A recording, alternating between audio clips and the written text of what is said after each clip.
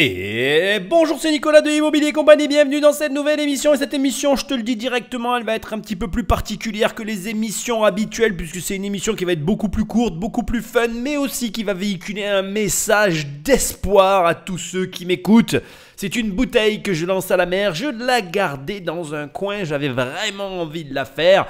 Tu vas voir, c'est assez particulier. De toute façon, tu as vu le titre. Des cités HLM à multimillionnaires. Oui, c'est possible. Et en fait, sans le savoir, eh bien, tu vois et tu écoutes cette personne régulièrement si tu écoutes mes émissions, puisqu'elle est dans le jury de Qui veut être mon associé. Et ça a été une surprise pour moi d'écouter son histoire. Et je me suis dit, un jour, tu feras cette émission.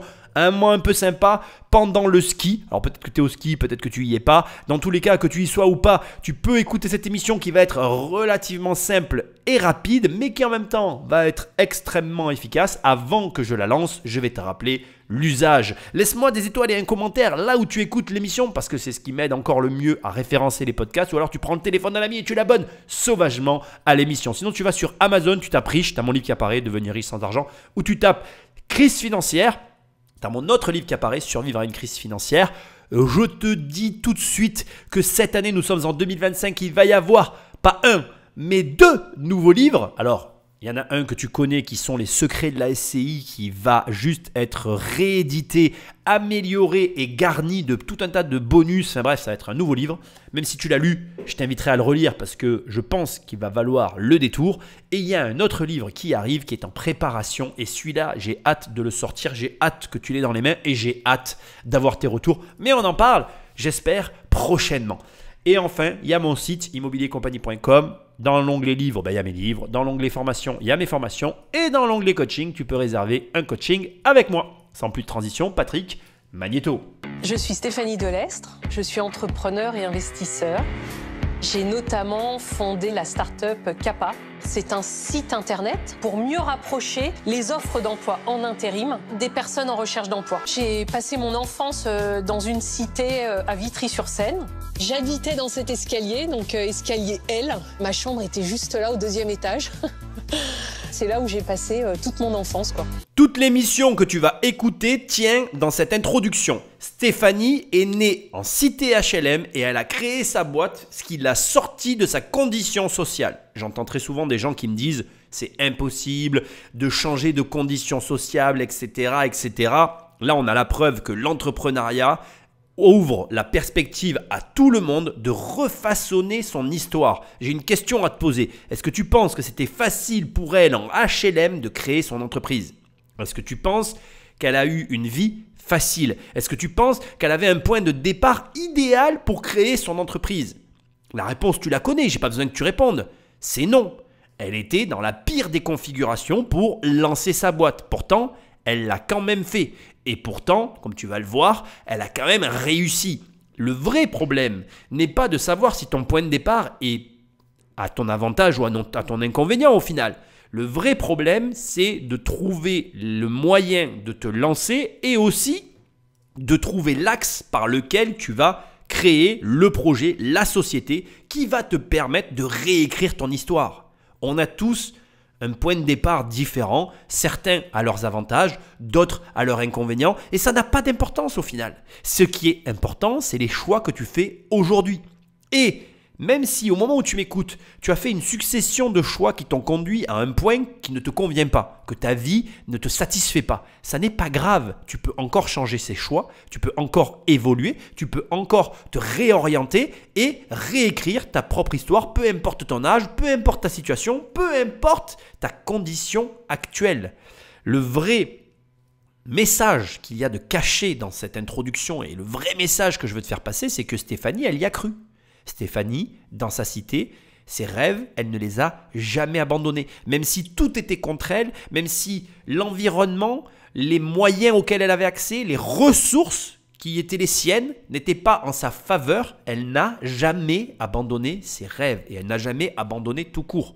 Elle a réajusté, elle a dû avoir ses propres difficultés, différentes des tiennes, différentes des miennes, on a chacun notre histoire, mais la réalité, c'est que ses rêves n'ont jamais été abandonnés et que grâce à ça, elle a pu réécrire son histoire. Donc j'ai qu'un message à te donner. N'abandonne pas tes rêves. Je ne sais pas ce dont tu rêves. Je ne sais pas ce que tu veux. Je ne sais pas quel est ton objectif. Je ne veux pas savoir. Parce qu'en fait, tu n'as pas d'excuse. Fais-le. Et je ne vais pas dire ne le fais pas. Fais-le et juste fais-le.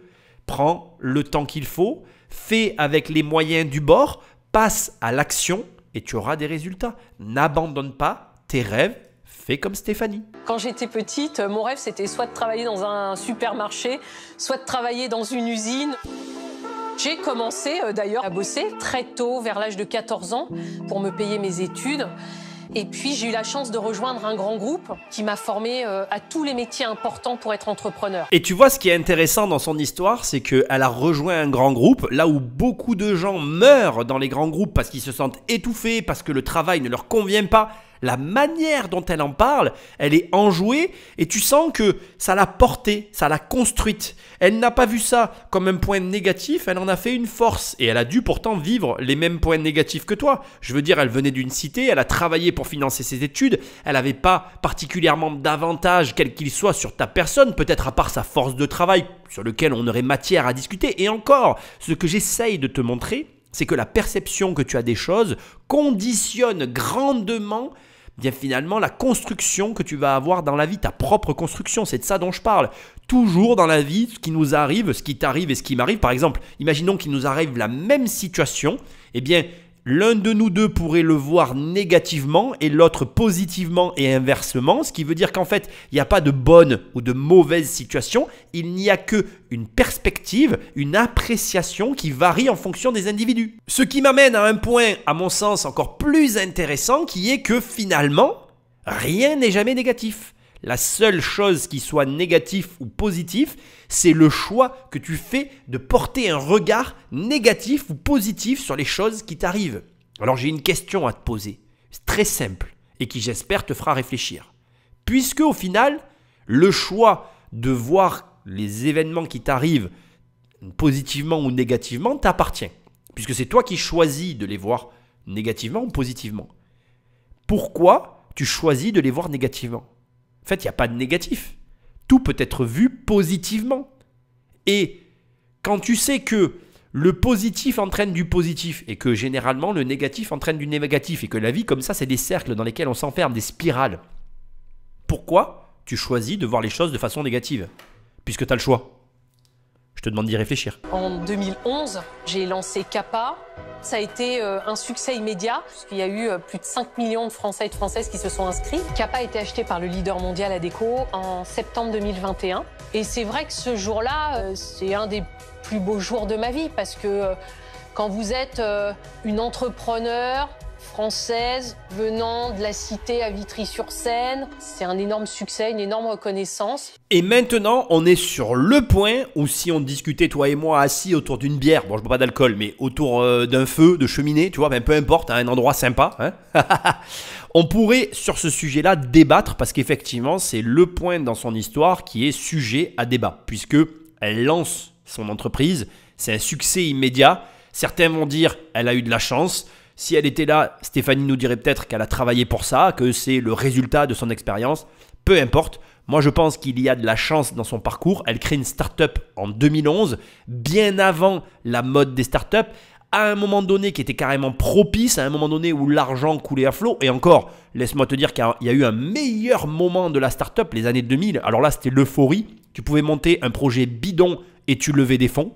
Je te rappelle quand même que pour ceux qui ont connu, il y avait Kim.com, tu sais, je sais pas si tu te rappelles de ce gars-là, Kim.com, il avait acheté ce nom de domaine, il avait créé Mega Upload et tout. Enfin, tu regarderas son histoire sur internet, je te laisserai faire des recherches.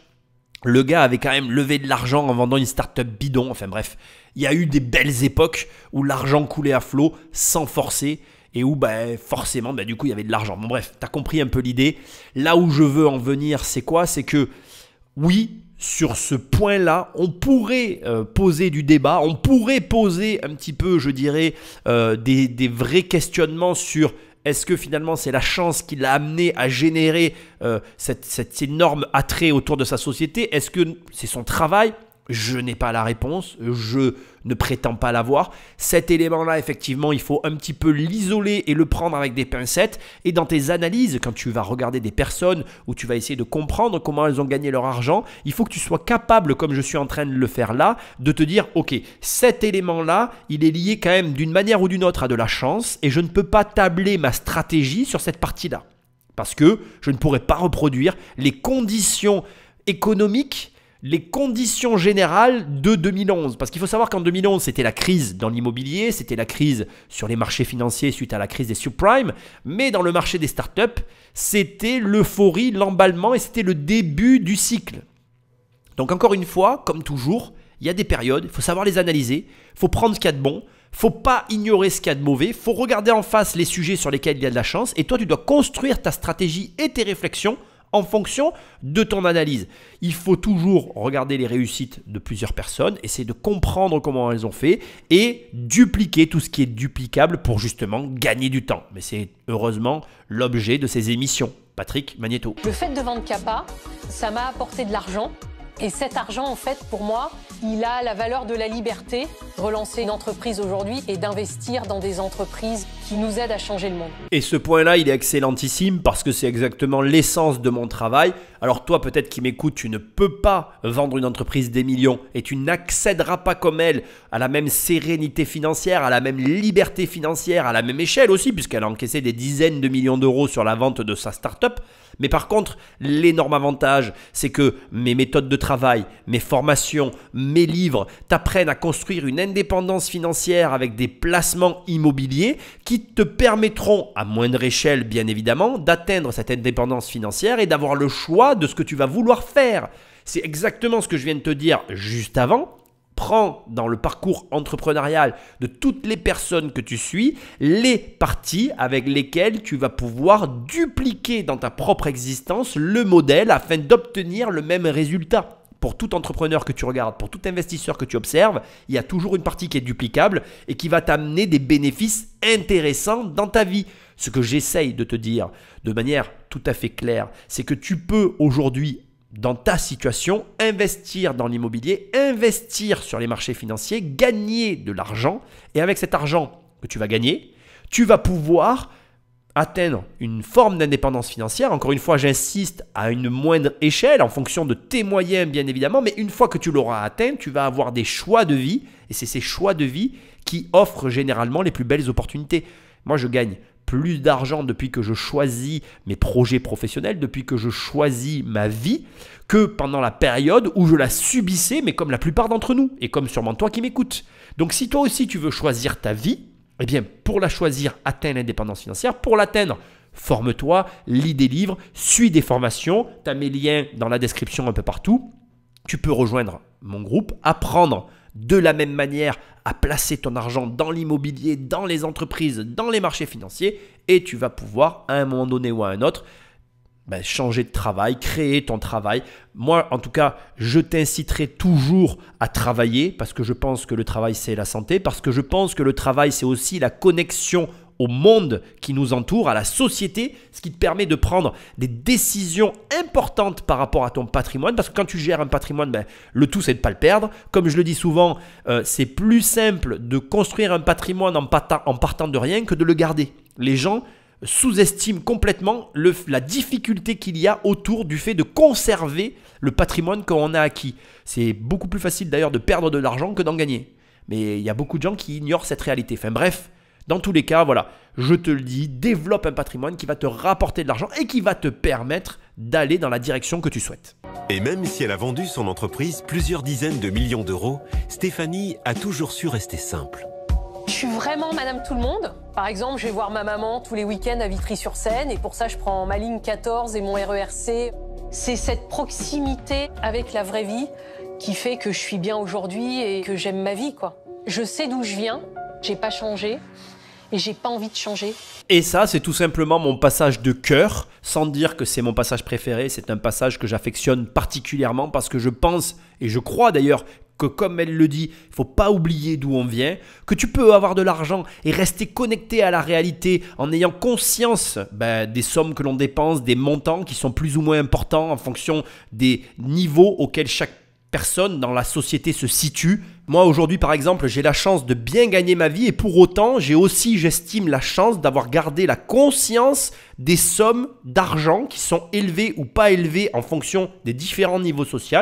D'ailleurs, j'évolue avec différentes personnes autour de moi qui ont différents niveaux sociaux et j'ai pas de problème avec des gens qui ont beaucoup d'argent et avec des gens qui n'ont pas d'argent. Ça ne me dérange absolument pas. Je pense que ça te permet, comme elle le dit, de garder tes pieds sur terre et que tu peux avoir une situation financière aisée et pas forcément tomber dans le stéréotype du mec qui a du fric et qui snobe tout le monde. En fait, tu peux rester une personne simple et accessible, avoir de l'argent, pas perdre la tête, dans la mesure où tu restes proche de ta famille, proche des gens qui t'entourent, que tu gardes des valeurs humaines réelles, des valeurs humaines, j'ai envie de dire, important, les mêmes valeurs humaines que celles que tu avais avant. On n'est pas obligé de changer parce qu'on a de l'argent, quoi. C'est ça que j'essaye de te dire dans ce passage. Et je trouve que c'est bien qu'elle envoie ce message parce que des fois, on a l'impression que les gens qui ont de l'argent, ils changent, alors qu'en fait, c'est pas du tout toujours le cas, quoi. Enfin, je veux dire, tu peux gagner de l'argent et rester la personne que tu es.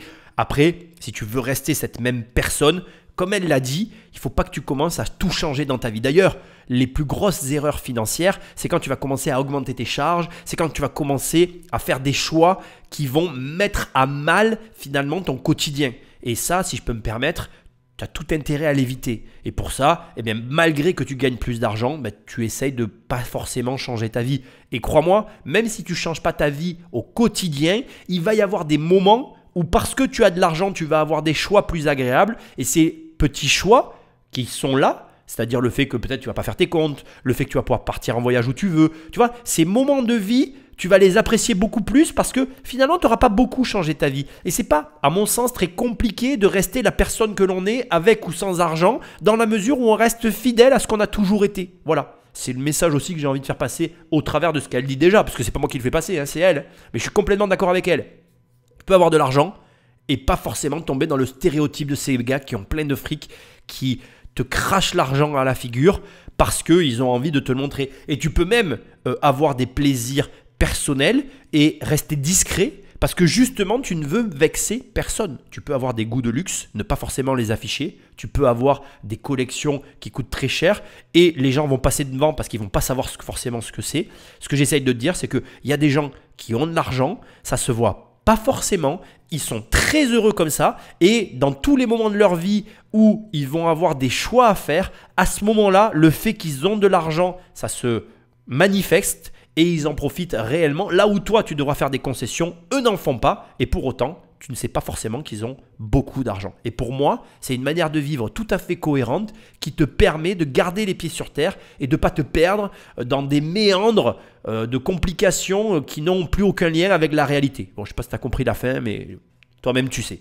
Bref, on termine. Qui veut être mon associé, c'est une émission super importante parce qu'en fait, moi, mon objectif, c'est que tout le monde comprenne que les entrepreneurs sont indispensables à la France et que tout le monde comprenne que s'il a envie d'être entrepreneur, aujourd'hui, en France, il peut l'être. Bon, sur ce dernier point, elle a raison. La volonté de vouloir faire passer un message de l'importance des entrepreneurs dans la société, c'est un vrai message qui aujourd'hui, à mon sens, est complètement délaissé, autant dans la partie médiatique et dans la scène publique française qu'au niveau politique. Malheureusement, les entrepreneurs ont deux étiquettes, soit celle, on va dire, d'une bordille qui a du mal à finir ses fins de mois, soit celle du riche qu'il faut absolument spoiler à tout prix. Et entre les deux, il n'y a rien. Alors, c'est pas moi qui le dis, c'est ce que je ressens vis-à-vis de la France. D'ailleurs, tu peux me laisser un commentaire si tu n'es pas d'accord avec ça, mais c'est un petit peu le climat dans lequel on évolue. Elle a raison de dire que tout le monde peut se lancer. Moi-même, si je fais ces émissions, c'est un petit peu pour te faire passer ce message. Et je vais même aller plus loin que ça. Pour moi, l'émission que tu es en train d'écouter fait passer ce message, puisqu'on est en train d'écouter Stéphanie, qui finalement nous montre qu'en ayant vécu dans des HLM, elle s'est extraite de sa condition sociale par l'entrepreneuriat. Donc, elle incarne parfaitement ce message.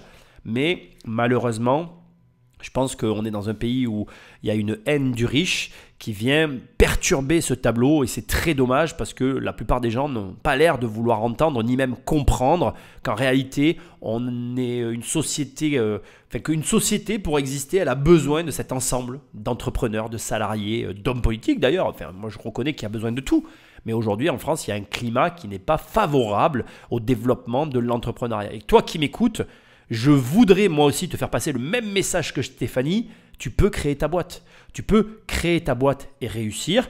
Tu vas créer ta boîte, beaucoup échouer et réussir. Mais si tu continues, si tu ne t'arrêtes pas, si tu fais ces efforts qui sont nécessaires, si tu avances dans la bonne direction, tu auras les résultats que tu espères. Il n'y a pas de raison que tu n'aies pas les résultats que tu espères. Il faut t'en donner les moyens et il faut te dire que l'énorme avantage de l'entrepreneuriat, c'est que c'est un domaine extrêmement injuste. Oui, tu as bien entendu, c'est extrêmement injuste, extrêmement difficile, mais que les personnes qui ont le bon plan d'attaque, qui ont la capacité de résilience à aller au bout du processus, à se remettre en question et à accumuler comme ça différentes compétences qui permettent d'obtenir le résultat, arriveront à l'objectif qu'elles se sont fixées. Même si c'est injuste, il y a une forme de justice et de chaos dans l'entrepreneuriat qui est assez compliqué à percevoir, je pense.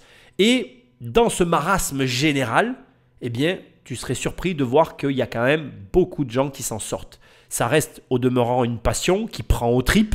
Aussi, je veux le préciser, un goût de liberté qui est inégalé dans le salariat. Tu ne peux pas pour moi obtenir le même goût de liberté dans le salariat que dans l'entrepreneuriat, même si je reconnais que certains travails offrent la même liberté.